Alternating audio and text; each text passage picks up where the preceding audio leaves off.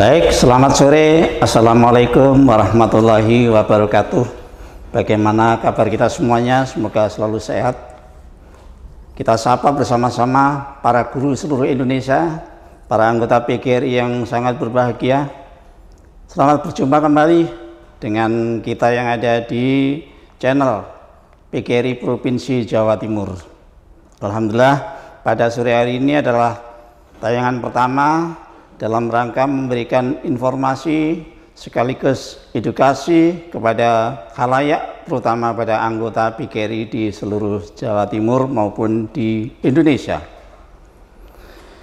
Hadirin yang berbahagia, para penggemar channel PGRI yang sangat kita banggakan, alhamdulillah pada sore hari ini kita ketemu kembali tentang PGRI. Karena kita bicara guru dan PGRI tidak akan pernah dipisahkan. Adanya PGRI juga karena guru sangat membutuhkan PGRI. Ini adalah satu kebutuhan yang saling tidak bisa dipisahkan. PGRI yang sudah berusia masuk tahun ke-79 adalah suatu organisasi yang luar biasa dengan dinamika perjalanan sejarah yang juga luar biasa. Maka dari itu pada kali ini kurang lebih 15 menit ke depan kita berbicara kekinian terkait dengan dinamika PGRI saat sekarang ini. Telah hadir di tengah-tengah kita pada sore hari ini, alhamdulillah, suatu narasumber yang juga luar biasa. Kita kenalkan Bapak Dr. Andes Edi Suyatno SH MSI yang keseharian di PGRI Provinsi Jawa Timur. Beliau menjabat sebagai Biro Advokasi Penegakan Hukum dan Perlindungan Profesi. Tetapi di tempat yang lain dia juga sebagai Ketua Lembaga Konsultasi Bantuan Hukum PGRI Provinsi Jawa Timur.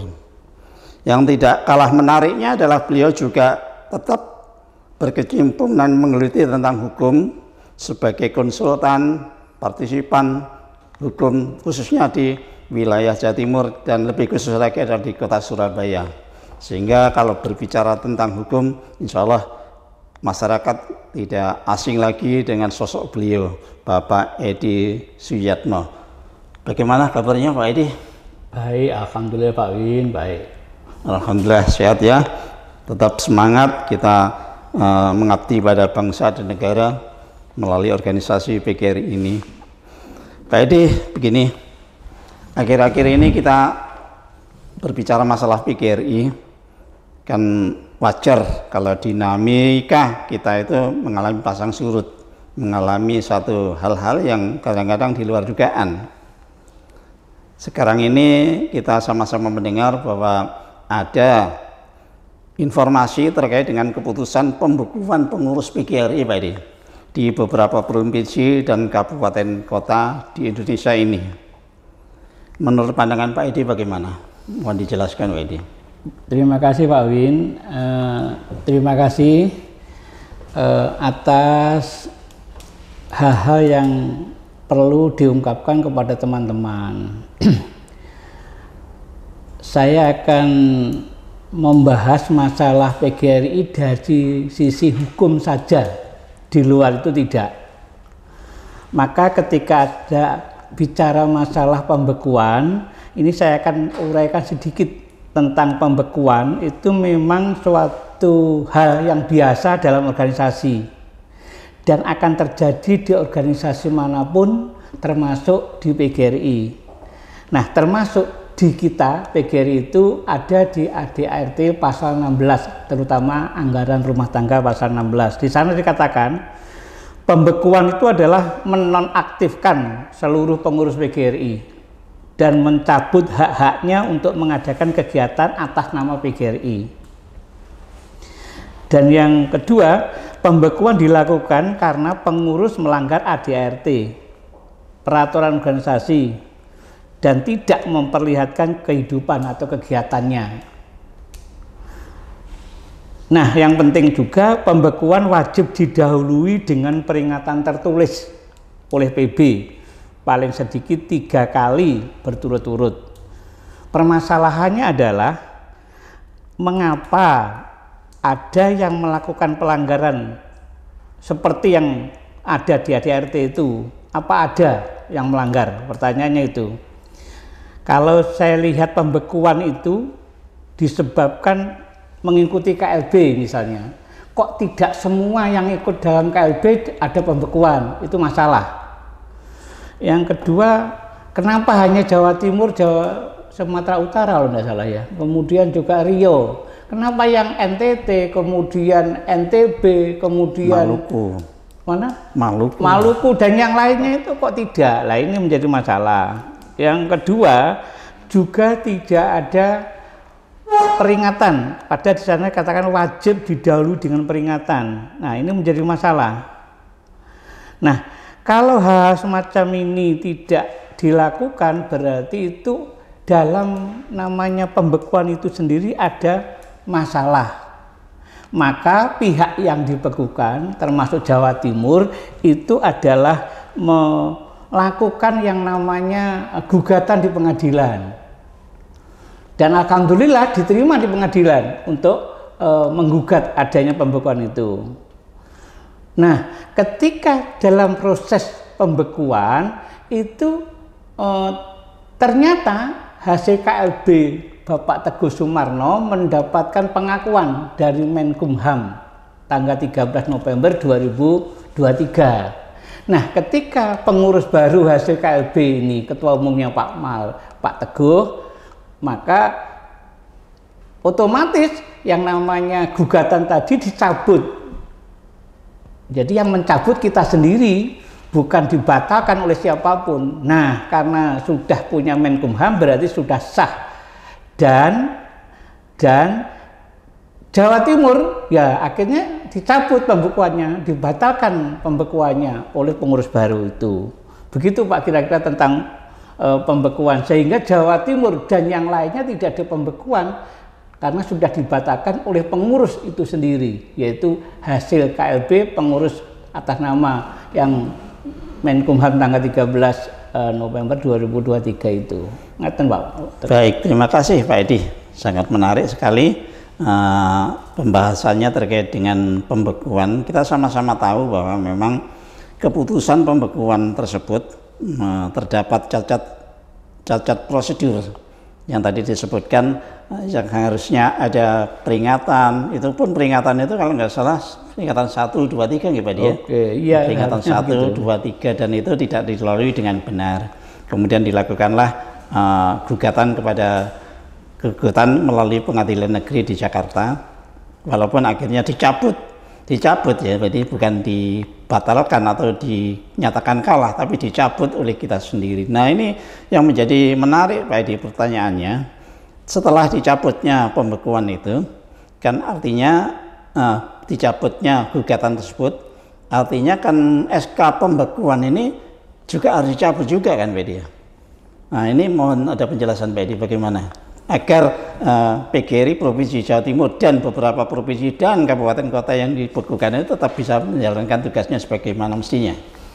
Terima kasih Pak Win. Seperti saya sampaikan awal tadi bahwa ketika Pak Teguh selaku ketua umum hasil KLB mengantongi SK Menkumham tanggal 13 November 2023, otomatis yang pegang tampuk pimpinan di PGRI adalah Pak Teguh. Dan Pak Teguh kemudian mencabut semua pembekuan yang dilakukan oleh yang PB lama untuk beberapa kabupaten dan beberapa provinsi adalah dicabut pembekuannya itu. Sehingga dengan dicabutnya itu maka sudah kembali pada semula, sehingga tidak ada lagi provinsi maupun kabupaten yang dicabut. Nah, saat itu pula sebenarnya sah. Mengapa sah? Karena Pak Teguh memiliki Menkumham itu tidak ada yang PB yang lainnya atau PG yang lainnya yang punya Menkumham seperti Pak Teguh tanggal 13 itu. Sudah kosong. Mengapa kosong? Karena konon PB pimpinan Bu Unipah itu sudah memberhentikan 9 orang ketua dan sekjennya, sehingga di situ kosong, tidak ada kepengurusan, sehingga tidak ada yang namanya Menkumhamnya sudah gugur dengan sendirinya kalau itu. Nah, dalam hal ini Pak Teguh mempunyai SK Menkumham mencabut yang namanya pembekuan di beberapa tempat provinsi maupun kabupaten. Ngaten Pak? Iya ya. Ini untuk diketahui oleh khalayak, terutama warga PGRI, termasuk juga pengurus PGRI di semua tingkatan, baik di tingkatan provinsi, tingkatan kabupaten kota, cabang sampai ranting. Hendaknya bisa memahami bahwasanya konon memang ada beberapa kabupaten kota yang dinyatakan dibekukan melalui keputusan PB, tetapi sudah dicabut kembali oleh PB juga. PB juga, sehingga sekarang tetap bisa melaksanakan kegiatan operasionalnya. Ini barangkali untuk warga PGRI hendaknya bisa memahami. Tadi Pak Edi menyebutkan bahwa Menkumham itu, Kemenkumham itu membuat keputusan, namanya keputusan Menkumham yang tertanggal 13 November tahun 2023 tentang perubahan perkumpulan PGRI, yang pada SK yang baru itu disebutkan ketua umumnya adalah Bapak Dr. Andes Teguh Sumarno MM. Kemudian ini mohon untuk bisa dijelaskan Pak Edi, kenapa kok tiba-tiba muncul Menkumham dengan ketua umum Bapak Teguh Sumarno? Apakah ada hubungannya dengan kejadian konferensi luar biasa yang diselenggarakan di Jawa Timur, Pak Edi? Oke, gini Pak, pertanyaannya adalah apakah KLB itu sah? Dalam organisasi sah. Sahnya KLB kan ada beberapa ya, antara lain diikuti oleh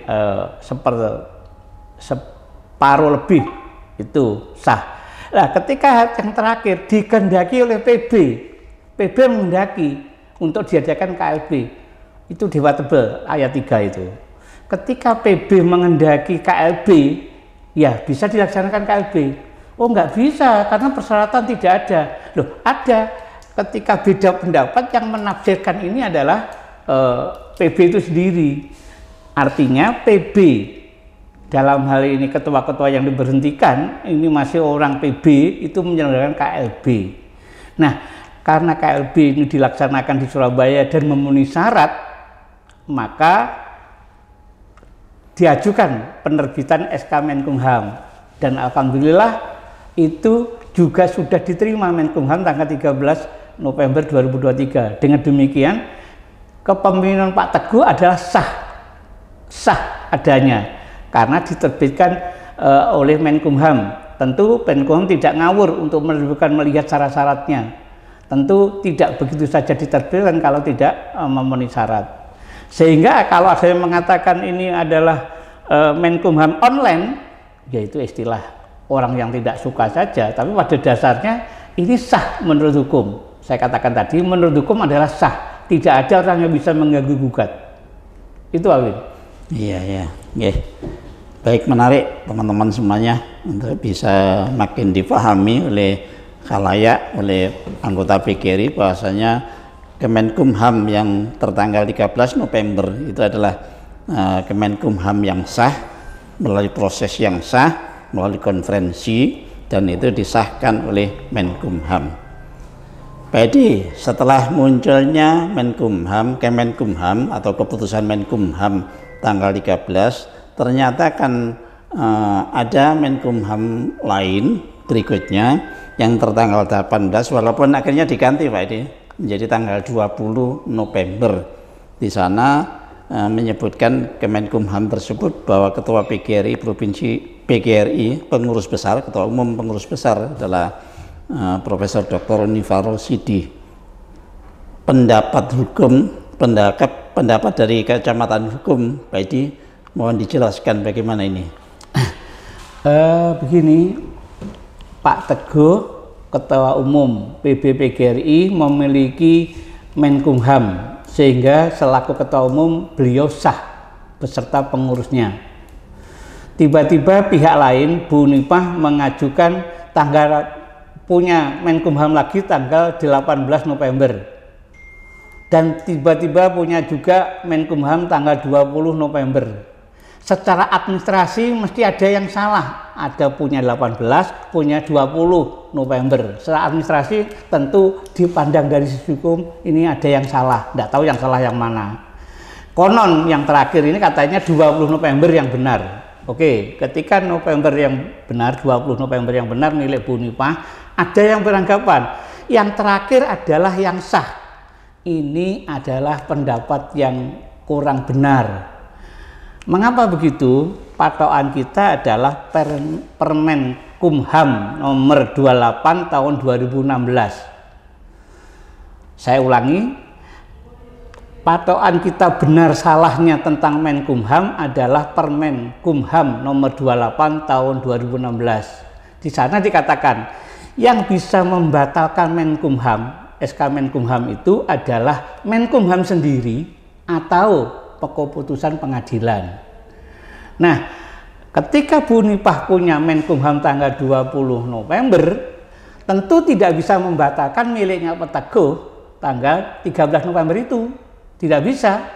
Karena yang bisa membatalkan miliknya Pak Teguh itu adalah Menkumham sendiri atau keputusan pengadilan. Itu Pak. Sehingga sah adanya miliknya Pak Teguh, bukan berarti terbitnya miliknya Bu Unipah tanggal 20 November membatalkan miliknya Pak Teguh, bukan. Tidak serta-merta. Tidak serta-merta, karena yang bisa membatalkan adalah Menkumham sendiri atau pengadilan. Monggo Pak, itu aja. Sungguh menarik ini, barangkali pengetahuan, pemahaman yang harus diketahui oleh anggota PGRI, pengurus PGRI yang mungkin belum sempat memahami bagaimana keberadaan PGRI saat sekarang ini dengan adanya kepengurus Menkumham dengan kepengurusan yang berbeda. Ini agar dipahami. Kalau sekarang ada suatu proses pengadilan yang lain, ini adalah proses yang lain. Tapi sesungguhnya Menkumham tertanggal 13 November 2023 ini menurut kacamata hukum, mulai disampaikan Pak Edi tadi, ini adalah Menkumham sah dan tetap bisa berjalan sebagaimana mestinya. Sehingga di sini pandangan kami, saya orang awam Mbak Edi, mungkin mewakili teman-teman yang nggak paham tentang dua kepengurusan yang ada ini saat sekarang ini, bagaimana pendapat hukumnya Mbak Edi? Oke, Pak Win, sementara ini ada Menkumham yang sah, yaitu atas nama Pak Teguh Sumarno, dan Menkumham terakhir miliknya Bu Unipah tanggal 20 November. Nah, kami berharap keduanya adalah bisa membatalkan keduanya dengan pengadilan. Nah, dari sisi lain Pak Teguh, Ketua Umum PBPGRI, ini memandang ini Ketua Umum Menkumham 20 November ini meragukan. Maka Pak Teguh mengajukan peradilan tata usaha negara seharusnya. Apakah ini sudah diajukan ya Pak Win? Sepertinya sudah. Kalau ini sudah benar, kalau sudah diajukan benar, jadi pihak lain Pak Teguh mengajukan gugatan di peradilan tata usaha negara ini adalah tindakan yang benar. Karena ada dua ini mana yang dibenarkan oleh pengadilan, karena yang memutuskan, yang membatalkan adalah pengadilan itu sendiri. Nah, hari ini kata Pak Win tadi, pihak Pak Teguh sudah mengajukan pembatalan SK Menkumham tanggal 20 November itu. Nah, ketika ini nanti dibatalkan berarti salah satu ada, terserah mana yang ada. Kalau yang diajukan miliknya Bu Nipah untuk dibatalkan, kalau berhasil berarti miliknya Pak Teguh adalah berjalan seperti hukum. Nah, ketika nanti tidak dibatalkan berarti ada dua Pak, tetap ada dua Menkumhamnya, yaitu Menkumhamnya Pak Teguh dan Menkumham Pak Bu Nipah, berarti berjalan kedua-duanya seperti organisasi yang lain. Di advokat itu ada tiga Pak, asosiasi advokat itu, ada peradi, ada tiga. Nah, saya sebetulnya tidak berharap apakah nanti PGRI itu juga akan ada dua kepengurusan, monggo, tapi kedua-duanya sah dari mata hukum kalau ini tidak berhasil. Di dokter ID, Ikatan Dokter itu itu juga ada dua. Yang terakhir itu adalah dokter terawan itu kepengurusan pengurus PID. Nah kalau nanti di PGRI akan ada dua, itu apa mungkin? Sebetulnya dari sisi hukum mungkin, tapi kami berharap sebetulnya tidak ada. Yang dua itu sebetulnya ya kurang solid. Saya berharap ini kedua-duanya ya bisa bersatu lah. Kalau misalnya memang Bu Nipah ini adanya kedua dan diajak katanya mereka yang diberhentikan ini tidak layak untuk jadi pimpinan misalnya, ya itu salah satu saja misalnya mana yang layak begitu. Itu Pak penjelasannya. Baik, terima kasih. Ini sangat dalam sekali kupasan kita yang kalau saya rut dari perjalanan proses ini sebenarnya tidak ada kesalahan dalam prosedurnya. Adanya KLB ini adalah sah sesuai dengan ADRT. Tentu saja ada sebab musababnya, sebab dan musababnya juga sudah memenuhi persyaratan. Masuk Menkumham sudah sah sampai tertanggal 13 November itu. Sampai muncul ada dua Menkumham yang tadi pandangan Pak Edi, saat sekarang ini ada dua Kemenkumham yang ada di PGRI. Sekarang tengah diuji melalui pengadilan yang tentu dari pengadilan inilah, karena tidak ada yang bisa membatalkan kecuali Menkumham dan pengadilan tadi disebutkan Pak Edi. Pak Edi, sebenarnya masih banyak pertanyaan-pertanyaan dari warga masyarakat yang mungkin ingin dikupas, tapi karena waktu kita terbatas mungkin bisa lain kali. Mungkin ada closing statement yang ingin disampaikan Pak Edi. Pak Win, masih satu lagi, saya akan ulang lagi bahwa kita punya Menkumham. Kemudian yang bisa membatalkan itu adalah bukan terbitnya Menkumham baru, tapi yang membatalkan adalah Menkumham sendiri, itu berdasarkan Menkumham, Permenkumham 28 tahun 2016, pasal 19, 12 sampai 12, tolong dibaca itu.